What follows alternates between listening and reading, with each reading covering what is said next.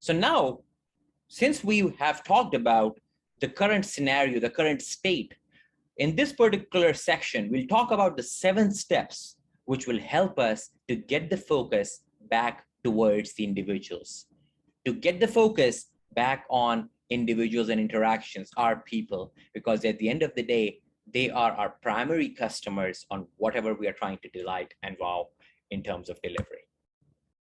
First and foremost, the number one topic which we talk about in getting the focus back is getting focused on customer centricity. Jeff Bezos, he talks about if there's one thing on Amazon is obsessive about, it is obsessive attention to the customer experience end to end.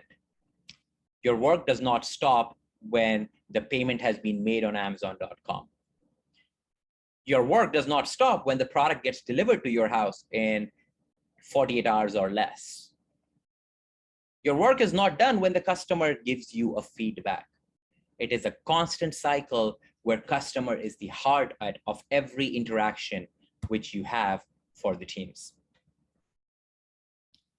There's something funny for the audience when we talk about, yes, our highest priority is satisfying our customers, except when it is hard or unprofitable or when we are busy. That's not what we want. Customer satisfaction, customer priority number 1. We talked about the agile values of the manifesto. The first principle is strongly focused on satisfying customers through incremental and iterative delivery. So keep your customer first. This is not something new. Customer satisfaction, customer centricity has been used since the early 70s. Always realize that you're trying to find ways to improve the customer experience. Going back to our Agile Manifesto value, have those interactions, have those contributions with the customer. The more you listen to your customer, the better experience and the better product you will create.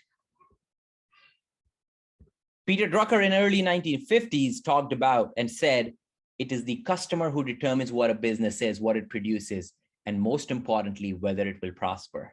So this is not something new. Amazon did not come up with the idea that we have to start valuing customers. It's about taking those same values from 70 years ago and embracing them. Principle number 2, delivery agility.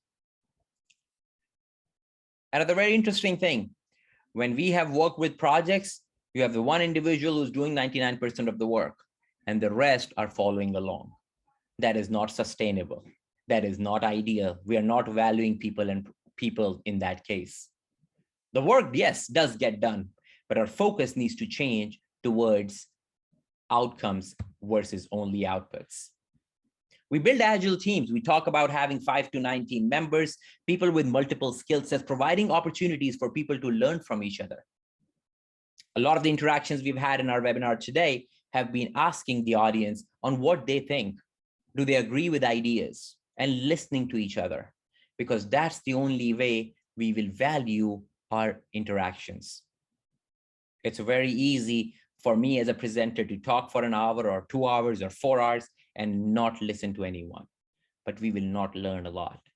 When we talk about our agile teams, the goal here has to be that we focus on team level agility. LinkedIn last month came up with the top 5 soft skills which are needed to survive in the world life after pandemic. And they talked about these 5 things: having creativity, having the art of persuasion, building strong teams by using collaboration, being adaptive. This is what Agile is all about.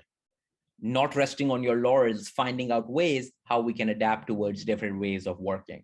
And last but not least, being in an environment where high amount of emotional intelligence is utilized.